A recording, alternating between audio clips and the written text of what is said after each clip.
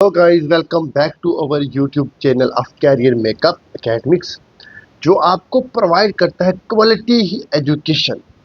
और career makeup institute आपके लिए लाया है एक गोल्डन अपॉर्चुनिटी। अगर आपकी केमिस्ट्री वीक है तो हम स्टार्ट करने जा रहे हैं केमिस्ट्री का क्रैश कोर्स। सिर्फ केमिस्ट्री का नहीं, कोई भी सब्जेक्ट, जो सब्जेक्ट आप पढ़ना चाहते हो, आर्ट्स, कॉमर्स, मेडिकल, जो भी आप पढ़ना चाहते हो, नॉन मेडिकल के सब्जेक्ट्स, तो आपको हर एक सब्जेक्ट के रिलेटेड जो हमारे पास इंफॉर्मेशन, जो हमारे पास मटेरियल होगा, वो हमारे ऑफिशियल यूट्यूब चैनल के ऊपर मिलेगा। और आपको एक चीज़ जान के हैरानी होगी कि जो हमारा मटेरियल है, जो क्वालिटी मटेरियल है, वो फ्री ऑफ कॉस्ट है। आपको कुछ भी पे नहीं करना है। तो एज यू नो कि हमारा जो फर्स्ट चैप्टर था वो कंप्लीट हो चुका था। केमिकल रिएक्शन और इक्वेशंस हमने कंप्लीट की थी। अब उसके बाद केमिस्ट्री का जो नेक्स्ट हमारे पास यूनिट आता है, उसका नाम है एसिड्स एंड बेसिस। और आपको एक चीज़ और बता दूं कि जितने भी हमारे पास जे एंड के बोर्ड वाले बच्चे हो या सीबीएसई वाले बच्चे हैं हमारे पास, आपको एक चीज़ जान के हैरानी होगी कि हम दोनों जो है जेके बोर्ड और सीबीएसई जो है इसमें कवर करने जा रहे हैं। सो हमारा पहला यूनिट तो कंप्लीट हो गया था। आज हम बात करेंगे एसिड, बेसिस और साल्ट्स क्या होते हैं। ठीक है गाइस, सो कोई भी देरी किए बिना आज ये डिस्कस करते हैं। Let's go. तो सबसे पहले आपको एक चीज़ पता होगी कि एसिड्स, बेसिस और साल्ट्स होते क्या है। आपने साल्ट्स का नाम तो सुना होगा, नमक। एसिड बेसिस क्या होते हैं? देखो, हम बहुत सारी फूड खाते हैं जो अपनी डेली लाइफ में, हम जो बहुत सारी चीज़ें कंज्यूम करते हैं अपनी डेली लाइफ में, तो आपने कभी ना कभी ये चीज़ देखी होगी। कभी ना कभी क्या, डेली लाइफ में आप देखते हो कोई चीज़ टेस्ट में खट्टी होती है। ओके, कोई चीज़ जो टेस्ट में हो बिटर टेस्ट होता है, बहुत सारी फूड्स का। ठीक है, तो इसका मतलब क्या? इसका मतलब ये, आप अगर मान लो बिटर गॉर्ड ले लो, बिटर गॉर्ड ले लो अब। ठीक है, बिटर गॉर्ड ले लो आप, उसका टेस्ट कैसा होता है? बिटर गॉर्ड, उसका टेस्ट कैसा होता है? उसका टेस्ट होता है बिटर।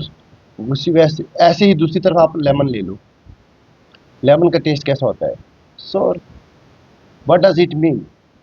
इट्स मीन कि लेमन जो है उसमें एसिड है, और जो बिटर गॉर्ड है उसमें, बिटर गॉर्ड में हमारे पास बेस है।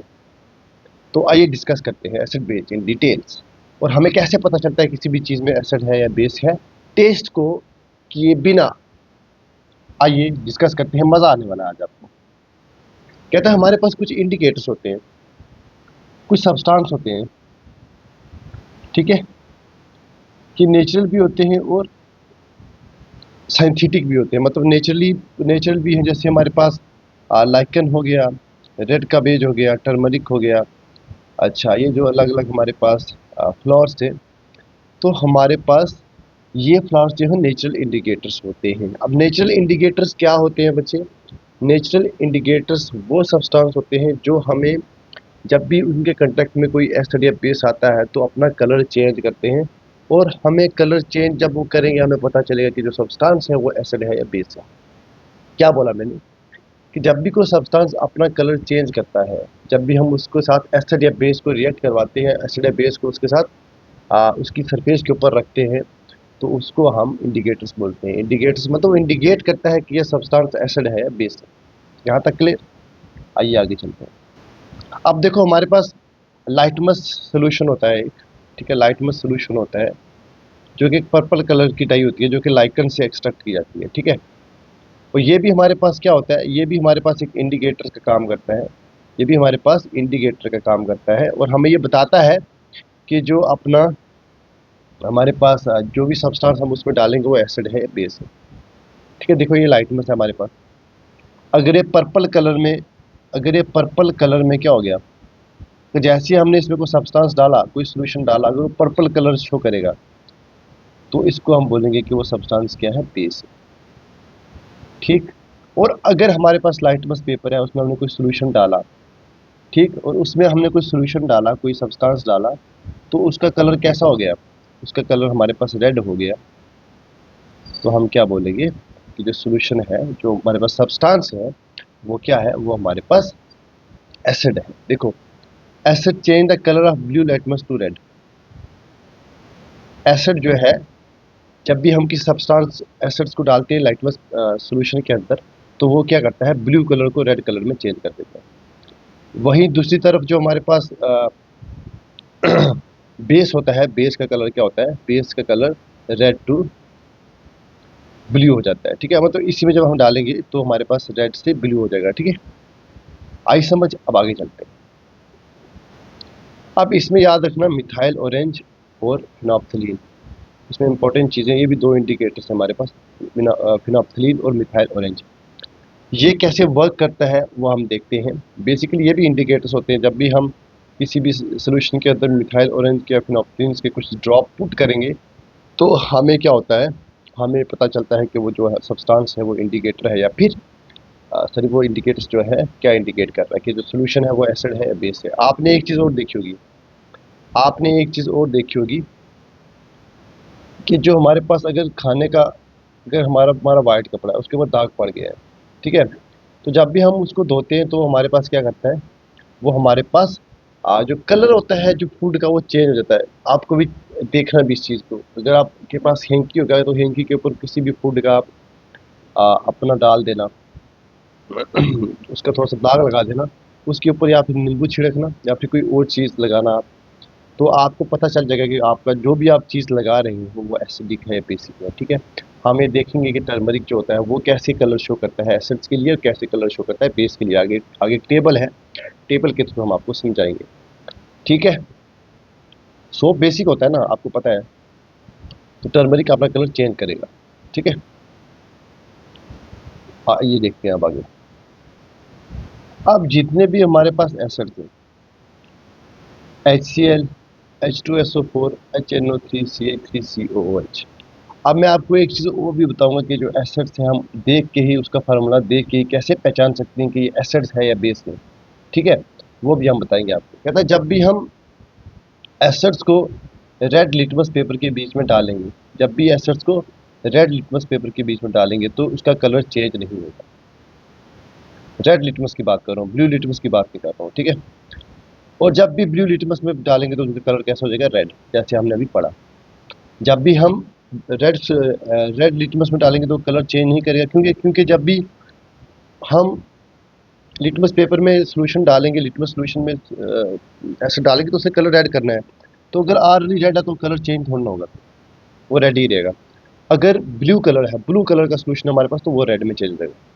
ठीक है, इसी तरीके से जैसे जो फिनोप्थलीन है, ये भी इसके ड्रॉप, हम फिनोप्थलीन भी बेसिकली एक केमिकल होता है, साइंटिफिक केमिकल, जो हमें इस चीज़ में हेल्प करता है कि जो सॉल्यूशन है हमारे पास वो एसिडिक है या फिर बेसिक। ठीक है, अब हमारे पास फिनोप्थलीन, अगर हम फिनोप्थलीन सॉल्यूशन में डालेंगे एसिड्स को तो वो कलर लेस लेगा, मतलब वो जैसा कलर था उसका वैसा ही रहेगा। तो आप समझ जाना कि जब भी हम किसी भी सॉल्यूशन, किसी भी सब्सटेंस को अगर हम फिनोप्थलीन, उसमें फिनोप्थलीन के ड्रॉप डाल रहे हैं, तो अगर वो कलर चेंज नहीं करेगा तो आप समझ जाना कि वो क्या है, एसिड है। अगर उसका कलर रेड आ रहा है ब्लू लिटमस में तो समझ जाना वो एसिड है। अगर रेड लिटमस है उसमें उसका कलर क्या आ रहा है, कलर में चेंज नहीं आ रहा है, तो समझ जाना वो क्या है, समझ जाना कि वो एसिड है।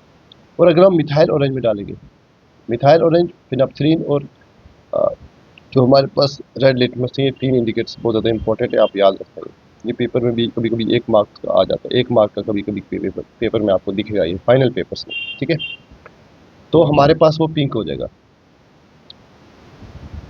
अब मैं आपको एक क्विक विजन दिलाता हूँ। रेड था, HCl हमारे पास रेड था, HCl सोल्यूशन में रेड लिटमस में डाला तो कोई भी चेंज नहीं हुआ। ब्लू में डाला तो रेड हो गया, फिर आप ग्रीन सोल्यूशन में डाला तो कलर लेस आया। ठीक है, और हमारे पास मिथाइल ऑरेंज में डाला तो पिंक कलर का आ गया। ये था एसिड का हमारे पास सारा खाता, ये था हमारा it was all about the acid. अब बात करते हैं बेस की। अगर ये भी जो जो हमारे पास जो ये है ना, ये बेसिस है। अब मैं बताऊंगा आपको बेसिस को हम कैसे पहचानते हैं, अभी बताऊंगा। तो अगर हम रेड लिटमस में डालेंगे एसिड्स को, सॉरी बेसिस को, तो वो हमारे पास कौन सा कलर शो करेंगे, ब्लू कलर शो करेंगे। अगर हम ब्लू ब्लू लिटमस में डालेंगे, देखो अब जैसे ही हमने एसिड्स को डालना तो उसने ब्लू कलर शो करना है, तो हम अगर ब्लू लिटमस में डालेंगे तो कलर चेंज नहीं करेंगे, तो वो ऑलरेडी उन्होंने ब्लू कलर शो करना है। तो जब भी हम फिनोप्सिलीन में डालेंगे, जो फिनोप्सिलीन का रेड कलर होता है वो किस में चेंज हो जाएगा, पिंक में। जब भी मिथाइल ऑरेंज में डालेंगे, जो मिथाइल ऑरेंज का येलो कलर होता है वो येलो ही रहेगा। ये आप इस जो हमारे पास जो टेबल है इसका स्क्रीनशॉट ले लें, बहुत इंपॉर्टेंट टेबल है, भूल जाता है एग्जाम पॉइंट ऑफ व्यू के लिए बहुत ज़्यादा इंपॉर्टेंट है, तो ये चीज़ आपको पता होनी चाहिए। तो हमारे पास उसके बाद आता है ओल्फैक्टरी इंडिकेटर्स। एक हमने पढ़ा नेचुरल, एक हमने पढ़ा सिंथेटिक, और एक हम पढ़ेंगे ओल्फैक्टरी। ठीक है गाइस, ये हम 3 पढ़ चुके हैं, 2 पढ़ चुके हैं, तीसरा पढ़ रहे हैं। तीसरे में हमारे पास क्या होता है कि जो ओल्फैक्टरी होता है, जब भी हम किसी सब्सटेंस को उसमें डालेंगे, वो एसिड है, बेस है, तो वो अपना ऑर्डर चेंज करेगा, अपनी स्मेल चेंज करेगा। ठीक है, आ जाइए। जैसे ऑनियन हो गया, क्लोव ऑयल हो गया, वेनीला हो गया। तो ये 3 जो हमारे पास है वो ओल्फैक्टरी इंडिकेटर्स हैं, आप याद रखें। ये नेचुरल तो है, बट ये अपनी कलर चेंज नहीं करेगा, ये अपनी ऑर्डर चेंज करेगा। ठीक है, आइए आप देखते हैं। यहाँ तक आई होप कि आपको समझ आ गया होगा। आपने ऑनियन को चॉप करना है, ठीक है, पीसेस में चॉप करना है, ठीक है, और क्लोज स्ट्रिप्स में उनको रख देना है पूरे फ्रिज के बीच में। आपने ऑनियंस को चॉप करना है, फ्रिज में रख देना है, और सुबह उठ के क्या करना है, एक एक जो हमारे पास क्लोथ स्ट्रिप है उसको अलग रखना है, दूसरे क्लोथ स्ट्रिप को अलग रखना है। ठीक है, अब इसके ऊपर डालना है HCl, इसके ऊपर डालना है NaOH, जो है बेस है। अगर हम बेस की बात करें तो हमारे पास जो ऑर्डर है उसका जो उसकी स्मेल होगी वो वैनिश हो जाएगी, ख़त्म हो जाएगी, उसमें से हमें कोई स्मेल नहीं आएगी। बट अगर HCl की बात करें तो हमारे पास क्या आएगा, स्मेल जो है वो वैसी की वैसी रहेगी। तो जब भी हम बेस को ऐड करते हैं किसी भी ओल्फैक्टरी इंडिकेटर्स के ऊपर, तो हमारे पास वो क्या होता है, वो हमारे पास अपनी जो अपनी ऑर्डर्स है उसको उसको चेंज कर देता है, उसको वैनिश कर देता है। But in case of the HCl, in case of acids जो होता है वो आपके ऑर्डर्स चेंज नहीं करता। और अगर हम बात करें वेनिला की, तो हमें 2 टेस्ट ट्यूब लेनी है, 2 टेस्ट ट्यूब लेनी है, और 2 टेस्ट ट्यूब में लेनी है, एक में बेस डालना है, एक में एसिड्स डालना है। ठीक है, जिसमें ऑलरेडी क्या है, वेनिला जिसमें ऑलरेडी है। ठीक, अब उसके बाद हमारे पास क्या होगा, जो बेस वाला होगा उसमें जो वेनिला की ऑर्डर होगी वो वैनिश हो जाएगी, और एसिड सॉल्यूशंस की जो हमारे पास वेनिला में जब डालेंगे तो उसकी जो ऑर्डर है वो अनचेंज रहेगी, वो चेंज नहीं होगी। तो समझ जाना, जब भी हम वेनिला में कोई सब्सटेंस डालते हैं, अगर उसकी जो ऑर्डर है वो चेंज नहीं हो रही है तो वो एसिड है। अगर उसकी ऑर्डर चेंज हो गई है, वैनिश ख़त्म हो गई है, उसकी हमें ऑर्डर नहीं आ रही है, तो समझ जाना वो बेस है। ठीक, और क्लोव ऑयल जो कि लौंग का तेल होता है, उस केस में भी यही होगा। अगर हमारे पास ऑर्डर ख़त्म हो गई है, मतलब वैनिश हो गया, तो समझ जाना वो हमारे पास क्या है, बेस है। अगर जो ऑर्डर है वो चेंज नहीं हुई है, वो वैसी की वैसी है, तो समझ जाना वो बेस है। तो बेसिकली क्या होता है, जितने भी हमारे पास ऑल्फैक्टरी इंडिकेटर्स हैं उसमें बेस के केस में जो ऑर्डर है वो ख़त्म हो जाती है, और एसिड के केस में वो अनचेंज रहती है। बस यही बात याद रखना। ये जो हमारे पास है ये है, ये क्वेश्चन भी आपके ऊपर आ सकता है कि कौन से जो सब्सटेंस होते हैं वो जो ओल्फैक्टरी इंडिकेटर्स की जो ऑर्डर है उसको अनचेंज कर रखते हैं, और कौन से हैं जो हमारे पास वैनिश कर देते हैं। तो वैनिश करने वाले कौन से हैं, बेसिस, और जो अनचेंज रहते हैं वो कौन से हैं, एसिड्स। और एक बात याद रखना, एसिड और बेस को हम कैसे पहचान सकते हैं। जब भी हम एसिड्स को या बेस को वाटर में डालेंगे, जब भी हम एसिड को या बेस को वाटर में डालेंगे, तो हमारे पास क्या होगा, जो H पॉजिटिव आयंस हैं जब वाटर में मिलेंगे हमें, तो समझ जाना कि जो एसिड्स है वो उससे डिसोशिएट होकर H पॉजिटिव आयंस देता है, और जो बेस है वो डिसोशिएट होकर क्या देता है हमारे पास, OH आयंस। जब भी हम एसिड को पानी में डालते हैं तो पानी में डिसोशिएट होकर H पॉजिटिव आयंस देता है, और जो बेस है, बेस पानी में डिसोशिएट होकर OH आयंस देता है। आप कुछ एग्जांपल्स बताता हूँ आपको, देखिए। जैसे हमारे पास HCl हो गया, ये पानी में डिसोशिएट होकर H पॉजिटिव आयंस देगा। नाइट्रिक एसिड है, पानी में डिसोशिएट होकर H पॉजिटिव आयंस देगा। एसिटिक एसिड है, ये H पॉजिटिव आयंस अलग हो जाएगा, और CH3COO नेगेटिव अलग हो जाएगा। ठीक है, तो हमारे पास कोई भी सब्सटेंस कोई भी सब्सटेंस अगर पानी में डिसोसिएशन होने के बाद H पॉजिटिव आयंस दे रहा है तो उसको एसिड बोलेंगे, OH नेगेटिव आयंस दे रहा है तो उसे बेस बोलेंगे। बस इतना था एसिड बेस का या एक का जो बेसिक कंसेप्ट था वो यही।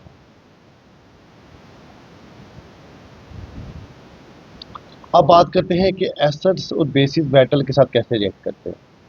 ये जो आप अपना है ये वाला याद रखना, ये वाला बहुत ही इंपॉर्टेंट है। जब भी हम किसी भी एसिड्स को मेटल के साथ रिएक्ट करवाते हैं तो हमारे पास एक तो सॉल्ट बनता है और एक हाइड्रोजन गैस रिलीज होती है।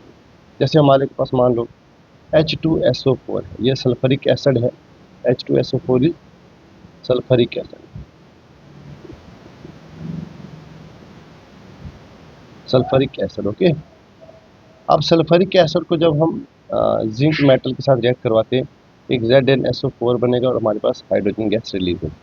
ये देखो सॉल्ट बन रहा है, ठीक है, और हमारे पास हाइड्रोजन गैस रिलीज होगी। ये सिंपल याद रखना। एसिड और मेटल्स को जब भी हम रिएक्ट करते हैं हमारे पास एक तो सॉल्ट बनता है, दूसरा हाइड्रोजन गैस रिलीज होती है। तो आप क्वेश्चन ऐसा आ सकता है कि which gas releases when we react acid और बेसिस विद मेटल्स, तो आपको पता होना चाहिए। अब दूसरी चीज, जब भी हम बेस को रिएक्ट करवाएंगे किसके साथ, जब भी हम बेस को रिएक्ट करवाएंगे मेटल्स के साथ, तो तब क्या होगा।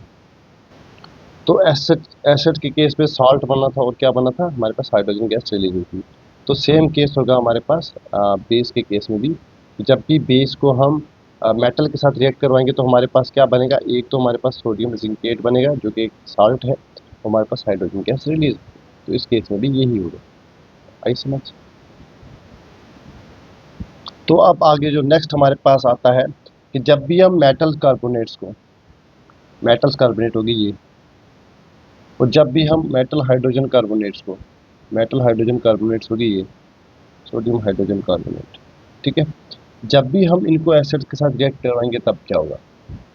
कहते हैं जब भी हम सोडियम कार्बोनेट्स को या फिर हमारे पास सोडियम हाइड्रोजन कार्बोनेट को या मेटल हाइड्रोजन कार्बोनेट्स को रिएक्ट करवाएंगे एसिड्स के साथ, तो हमारे पास क्या होगा। आप याद रखना सिंपली ये इक्वेशन, एक तो हमारे पास सॉल्ट बनेगा, वाटर रिलीज होगा और carbon dioxide, salt plus water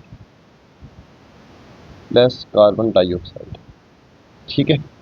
जब भी हम किसी भी मेटल हाइड्रोजन कार्बोनेट को या फिर मेटल कार्बोनेट्स को रिएक्ट करवाएंगे एसिड्स के साथ, तो हमारे पास ये तीन चीज़ें बनेंगी, salt plus water plus carbon dioxide. ये देखो इधर भी यही बन रहा है, salt plus water plus hydrogen carbon dioxide.